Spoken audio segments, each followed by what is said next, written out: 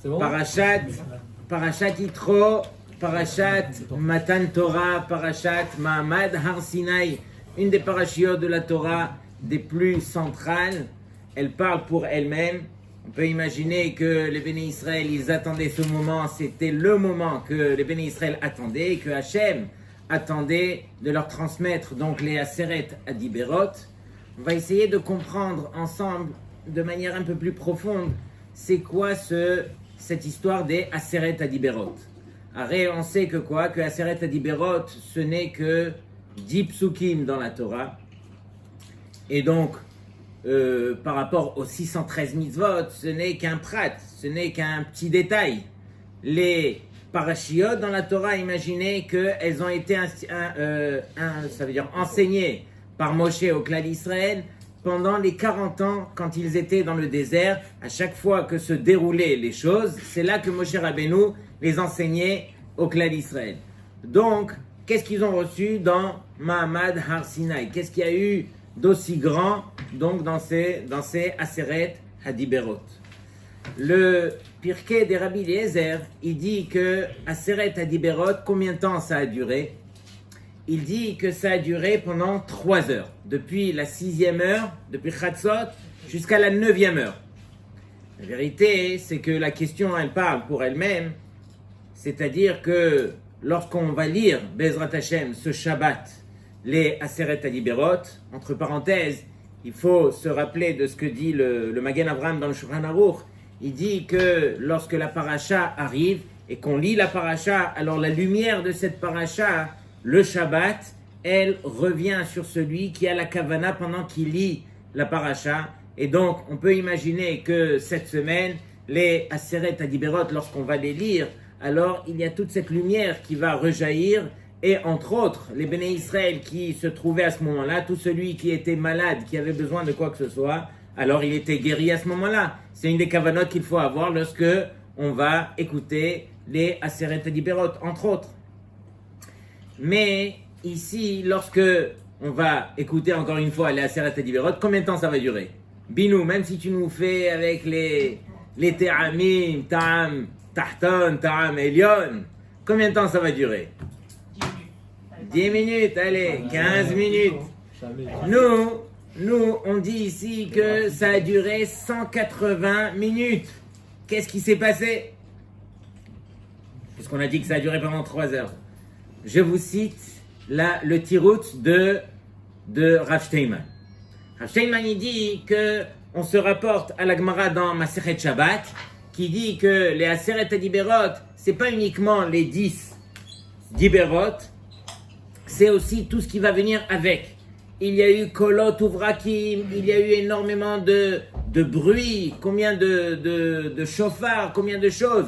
C'est marqué que parcha nishmatam, leur âme, elle s'est envolée. Akadosh Baruch Hu, il les a fait ressusciter. Et ensuite, ils devaient s'écarter de 12 000, de 12 kilomètres. Ils devaient revenir. Donc, ça a duré pas mal de temps. C'était vraiment un Mahamad. C'est comme ça qu'on l'appelle, et c'est une des raisons pour lesquelles ça a duré pendant 3 heures.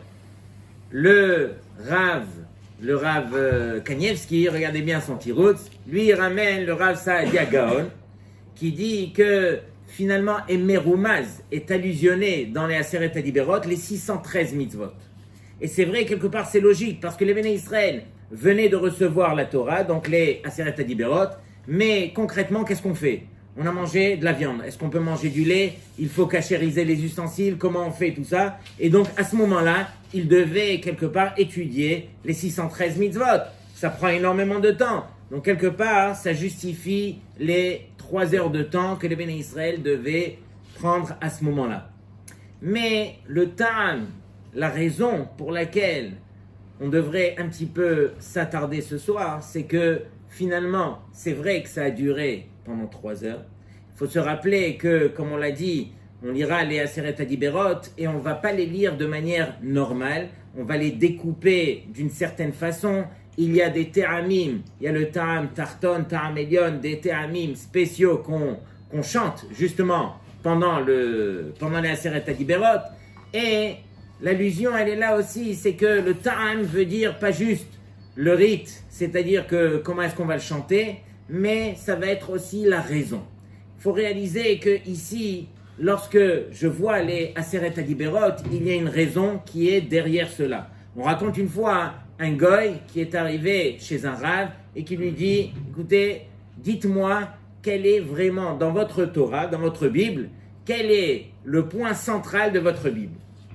Et le rave, il lui dit, alors c'est les Aseret Adiberot, les 10 commandements. Il lui dit, qu'est-ce qui est marqué dans les Aseret Adiberot? Il lui dit, eh bien, il est marqué, entre autres, on doit respecter les parents, on ne doit pas tuer, on ne doit pas faire d'adultère. Et le goy de lui répondre tout à fait normal, il dit, mais écoutez, moi je ne suis pas de votre religion, mais je respecte tout autant que vous, voilà, tout ce qui est marqué quelque part chez vous. Donc qu'est-ce qu'il y a d'aussi grand dans les Aseret Adiberot? C'est une des raisons pour lesquelles on se doit d'approfondir, et c'est une des raisons pour lesquelles aussi on chante de manière à ce que on va chanter le Ta'am Ha'elyon. Il y a une raison qui est beaucoup plus profonde, beaucoup plus grande que celle qu'on a l'habitude de lire. Et donc, lorsque je commence ne serait-ce que par Anochi Hashem Elokecha. Anochi Hashem Elokecha, Akadosh Baruch Hu, il s'adresse au Béné Israël, il se dévoile quelque part au Béné Israël. Anochi Hashem Elokecha asher hotzeticha me'eretz Mitzrayim. C'est moi qui vous ai fait sortir de Mitzrayim. Entre parenthèses, on aurait dû marquer Anochi Hashem Elokecha asher beraticha, que je t'ai créé. Parle-moi d'abord de la création avant de me parler de la sortie de Mitzrayim. Il y a une très très belle Gemara qui est à la fin du Perek Haboneh dans Masechet Shabbat, Daf Kuf He Amud Aleph. Alors ici, on voit que Anochi, selon Rabbi Yochanan, Anochi c'est un notricon. Notricon veut dire c'est un mot composé de plusieurs mots différents. Ici, Rabbi Yochanan, il dit Anochi notricon.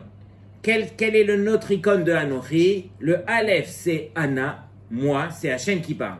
Il dit Ana. Nun, c'est Nafshi, mon âme. Ensuite, le Kaf, c'est Ktivat, je l'ai écrite.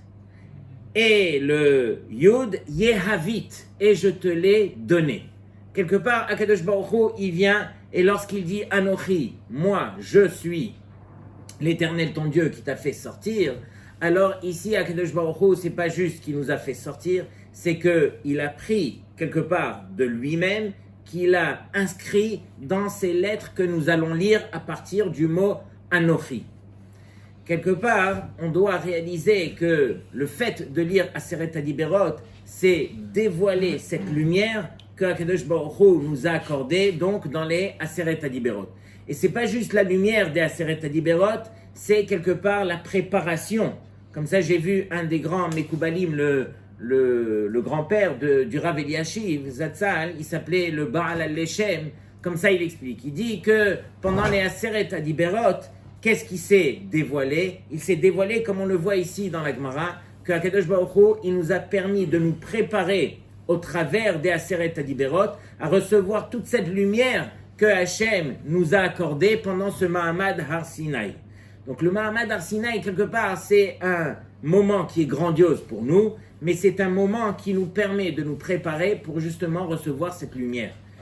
Lorsque j'étudie Torah, comme on a dit, et que dans la Torah, il est écrit ne pas tuer, ne pas voler, ne pas faire des choses qui ont l'air un peu simples, il faut réaliser qu'il y a bien sûr beaucoup plus de profondeur à l'intérieur. Lorsque je te demande, respecte ton père et ta mère. On va commencer par cela puisque ça nous touche à tous.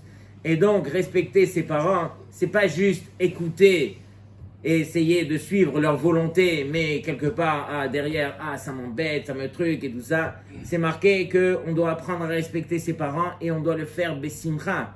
Respecter ses parents, c'est pas juste par l'action, c'est aussi par le dibour, par la parole et par la marshava, par la pensée. On n'a pas le droit d'avoir des mauvaises pensées, chas v'shalom, sur ses parents. Donc rien qu'imaginer le niveau qu'on doit atteindre lorsque au quotidien on est confronté à ses parents et qu'on apprend à les respecter comme il se doit.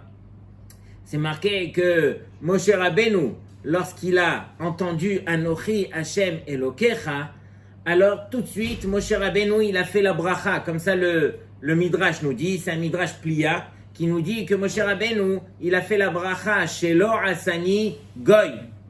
Et bien sûr, on pose la question, pourquoi est-ce que Moshe Rabbeinu n'a pas dit chez Asani Yehudi, que Hachem il m'a fait en tant que Yehudi?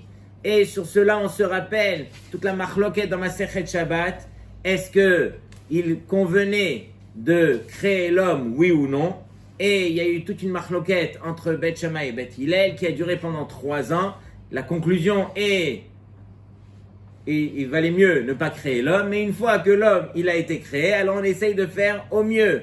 Moshe Rabbeinu, lui, il dit, c'est la raison pour laquelle j'ai fait la bracha de Shelo Asani Goy, parce que réellement, valait mieux ne pas créer l'homme. Mais si déjà on l'a créé, alors qu'on essaye de faire au mieux. Shelo Asani Goy, quelque part, ça représente ce que Hachem il dit, Anochi Hachem Elokecha, Asher Hotzeticha Meretz Misraim. C'est moi qui t'ai fait sortir de Mitzraïm, et c'est ça ce qui justifie le fait de t'avoir créé. Tu as été créé en tant qu'homme. Pour devenir un Yehudi, ça demande énormément d'efforts. C'est pas aussi évident que cela que de se réveiller, le matin et de dire She'asani Yehudi. She'asani Yehudi, ça va dépendre des efforts que tu feras au quotidien pendant toute ta vie. C'est là que tu montreras à Hachem She'asani Yehudi. Mais pour l'instant, calme-toi. Déjà, on t'a créé et c'était quelque part Bedi Avad, c'était a posteriori. Donc si déjà tu es sur terre, alors apprends à dire la bracha Shelo Asani Goy, parce qu'on se justifie, nous en tant que juifs, justement à travers la Seret Adiberot, qui nous permet de réaliser que Akadosh Baruch Hu nous a créés, bien sûr, mais nous a fait sortir de Mitzrayim à travers tous ces miracles qui nous a montré qui est-ce qu'on peut devenir lorsque on étudie Torah. Donc au départ, on dit Shelo Asani Goy, mais on finira doucement par atteindre ce niveau de She'asani Yehudi. She'asani Yehudi, c'est encore une fois le travail particulier, le travail personnel que chacun doit apprendre à faire sur lui-même. Et donc, vous allez prendre au fur et à mesure chacun des Aseret Adiberot et vous allez voir qu'il y a ce ta'am qui est Elion, ce ta'am qui est beaucoup plus profond. Lorsque je dis qu'on n'a pas le droit, par exemple, de voler, alors il ne s'agit pas d'aller et de braquer une banque ou de braquer un magasin ou de n'importe quelle façon. Ici, ne pas voler, c'est combien est-ce qu'on doit s'attacher au halachot lorsque on connaît plus ou moins la partie du Shulchan Aruch qui s'appelle le Orach Chaim, qui traite des Ilchot Shabbat, Ilchot Filin, Talit, ainsi de suite. Mais toute la partie, la 4e partie qui s'appelle le Choshen Mishpat qui traite des dommages et intérêts entre les hommes, tout ce qui peut tourner autour des problèmes d'argent et on peut même pas imaginer la profondeur et on vit avec ça au quotidien. Comment est-ce qu'on se dit non, je vais m'arrêter dans la partie du Orach Chaim et ça va s'arrêter là. Le Choshen Mishpat doit faire partie aussi de notre vie. On doit réaliser un petit peu la profondeur. Lorsque Hachem il te dit Lo Tignov, alors c'est beaucoup plus profond que cela. Ça rentre dans les moindres détails. Combien de choses sont inscrites dans ce Lo Tignov que les Goïm, jamais en rêve, n'arriveraient à ce niveau. Donc c'est ça, chez Asani Yehudi, que quelque part on se doit de rentrer en profondeur dans la Seret Adiberot et réaliser un petit peu le Ta'am Ha'elyon. Lorsque je reviens donc sur la paracha, je vois d'une part que cette belle paracha a été citée au nom de Yitro. Qu'est-ce que Yitro a eu de plus que les autres? Pourquoi est-ce qu'il a eu ce mérite, ce grand mérite, que cette paracha centrale, elle soit citée à son nom? Entre autres, il est marqué ici Vaishma Yitro. Vaishma Yitro, on le dit assez vite, mais on doit essayer de comprendre un petit peu que veut dire Vaishma. Vaishma veut dire écouter, Vaishma veut dire comprendre, Vaishma veut dire accepter. Accepter au point de vouloir changer, de vouloir s'améliorer, de vouloir prendre sur soi quelque chose. Et très souvent, on est amené à écouter. Il faut réaliser aussi que ça fait partie des 48 kinyanim pour obtenir la Torah. Shmirat ha'ozen. La Torah, elle s'acquiert par le fait d'apprendre à écouter. Et le problème, c'est qu'on a du mal. On a du mal à écouter. Je vous raconte juste une histoire que j'ai vécue et vous allez comprendre c'est quoi Vaishma Yitro. Lorsque il y a quelques années, alors j'étais avec le Rav Ronchaya, il m'a fait venir dans un de ses Shabbatot qui s'occupait, voilà, pour faire du kirouv et tout. Et au travers d'un Shabbat, donc voilà, je parlais avec des jeunes et tout ça. Arrivé à Seuda Shlishit, donc on changeait de table pendant tous les repas. Et à Seuda Shlishit, j'étais assis dans une table où j'avais déjà discuté avec certains jeunes, mais je n'avais pas approfondi la discussion. On avait juste parlé comme ça, d'où tu viens et tout ça. Et j'avais remarqué 2 jeunes dans cette table qui étaient vraiment très loin. Et donc je parlais à table avec un groupe de jeunes, et voici que les 2 qui étaient là, donc ils étaient à ma droite, dont celui que je pensais qui était le plus loin. Pourquoi? Parce qu'en parlant avec lui, donc j'avais bien vu que ça se voyait, ça. Et ni Shabbat, ni Kashrut malheureusement. Et plus que cela, il m'avait fait part qu'il avait planifié de se marier avec une Goya. Et pendant la discussion que j'ai eue avec les jeunes, il prend la parole et il me dit « Rav, je dois vous dévoiler quelque chose. Mon père, mon papa, est niftar il y a un peu plus d'1 an, mais je dois vous dire que mon père, c'était vraiment un Talmid Chacham. » Et donc, je commence à l'écouter, mais je me suis dit, bon, peut-être qu'il ne sait même pas c'est quoi un Talmid Chacham, et je ne voyais pas le rapport et tout ça, mais il insistait beaucoup à m'expliquer que son père, voilà, il était plongé dans l'étude de la Torah. Et donc, je lui dis, bon, raconte-moi. Il me dit, écoutez, chez nous à la maison, alors il y a une pièce qui est remplie de livres, de Sfarim. Et mon père, toute sa vie, plongé dans les Sfarim, il étudiait, et vraiment, c'était un Oved Hashem, on ne l'a jamais vu sans un livre en train d'étudier. Il était vraiment kadosh. Et donc, il me dit que son père, juste avant d'être décédé, il nous a demandé de l'enterrer en Eretz Israël. Et donc, il est niftar, et tout de suite, la seule chose qu'on a voulu faire, c'est de l'emmener en Eretz. Le problème, c'est qu'il est niftar, je ne me rappelle plus, c'était une date où il y avait 2 jours fériés, suivis d'un Shabbat, un week-end, Bekitsour, donc il fallait au moins attendre 5 à 6 jours avant de pouvoir l'enterrer, et on sait combien c'est grave de ne pas enterrer quelqu'un sur le champ, et donc de le laisser comme ça traîner, c'est vraiment une souffrance pour le mort. Et donc ils ont demandé aux rabbanim, les rabbanim leur ont conseillé, non, écoutez, vous allez l'enterrer ici, mais en faisant un tnaï, une condition, que éventuellement, dans 1 an, alors vous le prenez et vous l'emmenez en Israël. Et lui me raconte que on était après cette année-là, où 1 an après, ils ont pris donc le cercueil, ils sont partis l'emmener en Israël, et vous savez tous qu'en Israël, alors on ne met pas un cercueil sur la terre, on prend le corps et on le met à terre. Et voici que lui était là-bas avec son frère, avec son beau-frère, et quand ils ont ouvert le cercueil, alors le talit qui l'entourait, il s'est levé un petit peu, et il m'a dit, 1 an après, j'ai vu ses jambes qui étaient intactes. Le corps était kadosh, tellement qu'il avait étudié de Torah, comme il était en train de me le raconter, que son corps, il s'est sanctifié au point que 1 an après, il était encore intact. Et voici qu'il continue, il était fier de me raconter et tout, mais quelque part, à qui je m'adressais? Quelqu'un sans kippa, pas Shabbat, pas Kashrut, qui pensait se marier avec une Goya. C'est ça, Vaishma Yitro. Vaishma Yitro veut dire quoi? Veut dire quelque part, il y en a beaucoup qui vont entendre, il y en a beaucoup qui vont comprendre certaines choses. Mais au point de changer, au point d'être imprégné, alors ça dépend de nous. Dieu seul sait combien Akadosh Baruch Hu, il se dévoile. Il s'est dévoilé à travers Mahamad Har Sinai, entre autres, à travers Yetziat Mitzrayim. Il se dévoile de nos jours, on le voit tous les jours. Combien on voit de miracles de nos jours avec cette maladie, avec toutes ces choses qu'on entend. Et malheureusement, celui qui n'est pas prêt de changer, celui qui ne veut pas changer, on peut lui faire le miracle le plus dévoilé sur terre, il ne changera pas. Donc quelque part, on doit apprendre à écouter, on doit apprendre à vouloir changer. Akadosh Baruch Hu se dévoile à nous d'ouvrir les yeux, de mettre des lunettes de Torah et de comprendre combien Akadosh Baruch Hu fait partie de notre vie. Si on a envie de changer, alors on changera. Ça dépend uniquement de nous, encore une fois. Je me rappelle, une fois on était avec des jeunes qui étudiaient à la yeshiva et on avait été chez un Rav qui s'appelle Rav Yaakov Chaim Sofer.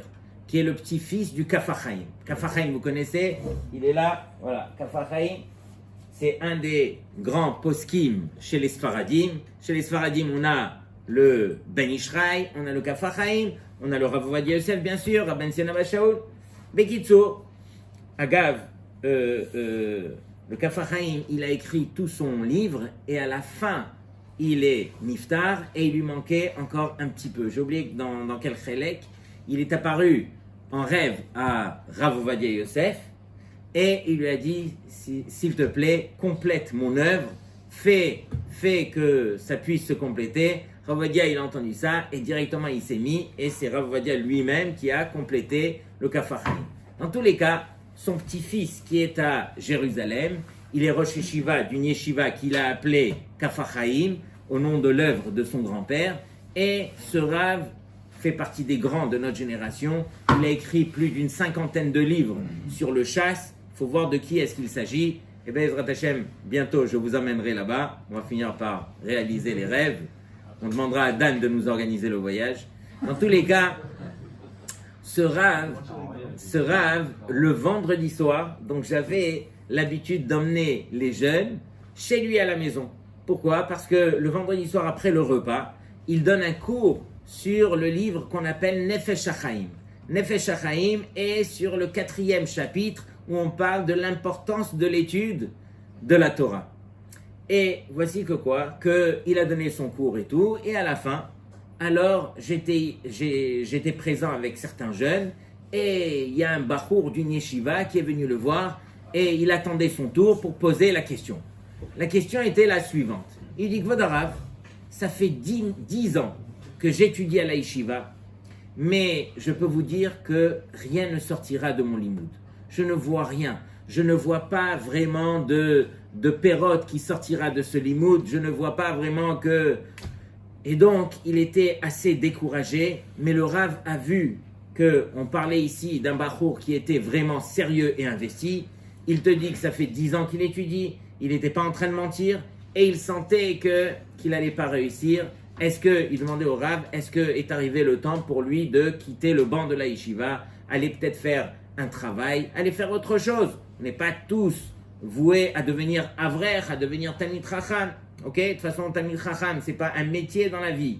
La Torah fait partie de notre vie, quoi qu'on fasse dans notre vie.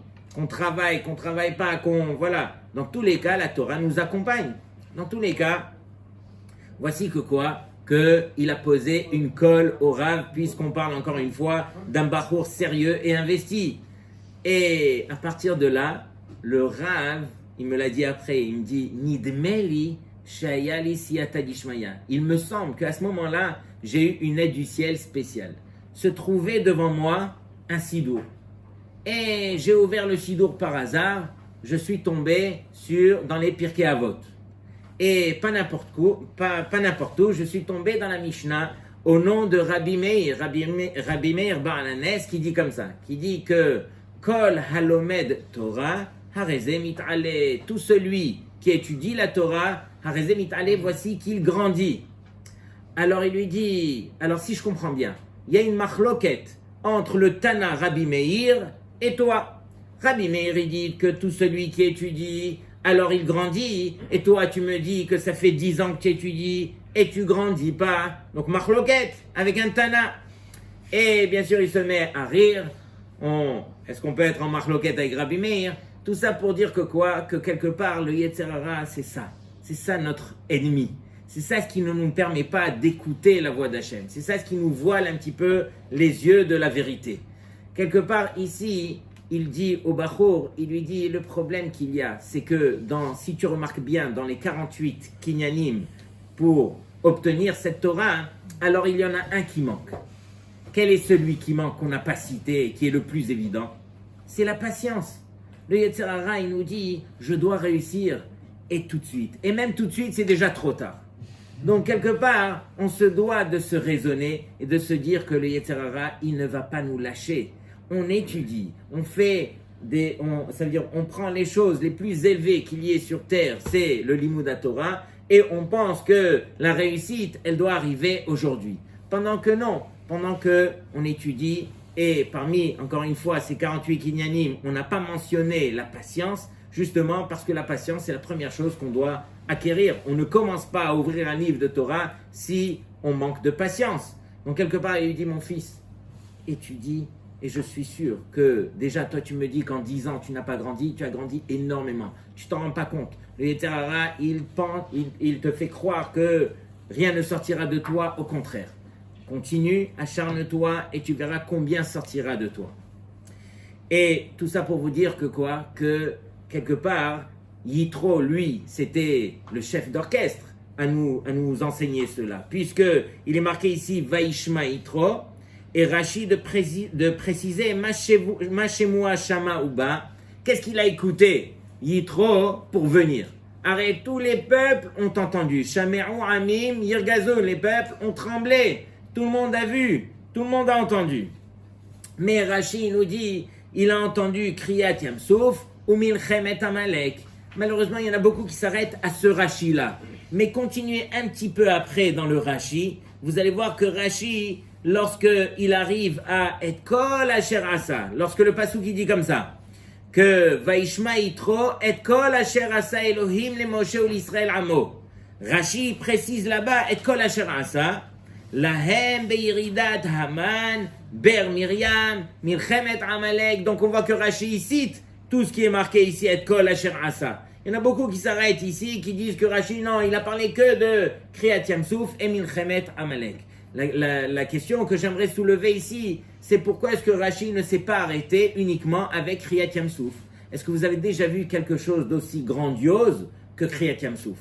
Arrête, parmi tous les miracles qu'on a eus, les Aseret Makot, Akadosh Baruch Hu nous a fait sortir de Mitzrayim, le point le plus haut, c'était justement Kriyat Yamsouf. À ce moment-là, Akadosh Baruch Hu, il a dévoilé au Béné Israël combien est-ce qu'il les aimait. Puisque chaque Égyptien a mérité sa punition à ce moment-là, exactement de la même façon qu'il avait fait souffrir les Béné Israël. Et donc, à ce moment-là, Akadosh Baruch Hu s'est dévoilé d'une manière inimaginable. Il suffisait pour Rashi de nous dire Vaishma Yitro. Qu'est-ce qu'il a écouté Yitro? Il a écouté Kriyat Yamsouf. Pourquoi est-ce que Rashi s'acharne à rajouter Milchemet Amalek? Et donc justement, pour nous faire comprendre un petit peu la grandeur de Yitro. Yitro, encore une fois, c'est vrai qu'il est venu, et contrairement à tous les goïms, où lui, c'est pas juste qu'il a entendu, il a été Mekabel, et il est venu, il a reçu, il a compris. Il est venu, Yitro. Mais qu'est-ce qu'il a fait venir? Yitro, il s'est dit comme ça, il s'est dit, il y a eu, c'est vrai, quelque chose de grandiose, la chose la plus grande sur terre, Kriyat Yamsouf. Mais imaginez que ce qui a suivi à Kriyat Yamsouf, c'était Milchemet Amalek. C'est-à-dire qu'il y a un peuple qui s'est levé, qui a vu les miracles que Hachem il a fait à travers Kriyat Yamsouf, et qui a eu cette audace, cette chutzpah de venir se lever et aller faire la guerre contre les Béné Israël. Comment est-ce qu'on peut imaginer une chose pareille? Yitro, il a dit, ça suffit pas d'entendre. Il faut absolument que je vienne et que je m'attache à la Torah elle-même, que je m'attache aux dirigeants de la Torah. Je n'aurai aucune chance, moi, Yitro, de m'arrêter au fait de me dire, de me convaincre que quoi? Que Hachem, il a envoyé des miracles et qu'il a montré qu'il était le roi sur terre. Ça ne suffit pas. Tu vois bien la preuve, c'est que Amalek, eux, ne se sont pas suffis de cela pour aller contre. Aussitôt qu'ils ont digéré les miracles que Hachem a fait, et sur terre, c'est exactement le cas, où tous les jours, lorsqu'on entend des choses, lorsqu'on voit des choses qui sont vraiment incroyables, quelque temps après, on oublie malheureusement très vite, et l'habitude revient sur terre, et finalement, voilà, la vie continue. Or ici, Amalek, qu'est-ce qu'ils ont fait? Ils ont dit, ça y est, ça c'était un fait de la nature. Ils ont commencé à donner des explications. C'est exactement ce que Paro a fait au moment où il vivait tous ces miracles. On a oublié Paro. Paro, lui, c'est pas juste qu'il a vu les miracles que Hachem il a fait au Béné Israël. Il a vécu, c'était l'acteur principal. Comment est-ce que Paro ne s'est pas réveillé de la même façon que Yitro s'est réveillé? Arrête, il y avait des plus grands miracles que ça? Non. Paro lui-même, il s'est convaincu, bien sûr que Hachem lui a endurci le cœur, mais il s'est convaincu à essayer d'expliquer d'après les lois de la nature, c'est ça ce qui a ramené cette plaie, et voici pourquoi il y a eu l'autre plaie après. Donc il expliquait les choses justement pour donner un petit peu raison que finalement ces miracles n'étaient pas aussi grands que cela. Et donc, Yitro, si on revient à lui, Yitro, il s'est dit, de Amalek, je comprends que les miracles ne suffisent pas. De Amalek, je comprends qu'on est obligé de s'attacher à quelque chose qui s'appelle Torah, et encore plus que quelque chose qui s'appelle Torah, c'est quelque chose qui s'appelle les dirigeants de la Torah. Je dois me coller à Moshe Rabbeinu, c'est lui qui m'enseignera Torah, et c'est uniquement de la sorte que finalement j'aurais vraiment compris c'est quoi le message d'Hachem, et j'aurais compris un petit peu ce Mahamad Har Sinaï avec tous ces miracles. Donc quelque part, voilà, c'est ça le point central ici. Mahamad Har Sinaï, c'est quelque chose qui est inimaginable, quelque chose que Akadosh Baruch Hu nous a permis de prendre. Ça veut dire que toute cette lumière que Hachem a inclus pour qu'on puisse justement grandir dans la Torah et comprendre les mitzvot, alors Bezrat Hachem, on va tous le recevoir ensemble ce Shabbat, mais on sera conscient, un peu plus conscient cette année, pour qu'éventuellement on puisse recevoir cette lumière et que cette lumière nous accompagne, à condition que quoi? Qu'on s'attache à cette Torah et que à travers le Limoud à Torah, alors les miracles que Akadosh Baruch Hu nous aura fait, alors auront leur place dans notre cœur. Mais encore une fois, le Ikar, bien sûr, comme on a dit, Talmud Torah Keneged Kulam, donc nous, Be'ezrat Hashem, voilà, on commence à le faire, on continuera Be'ezrat Hashem, et c'est uniquement cette Torah qui devrait nous accompagner.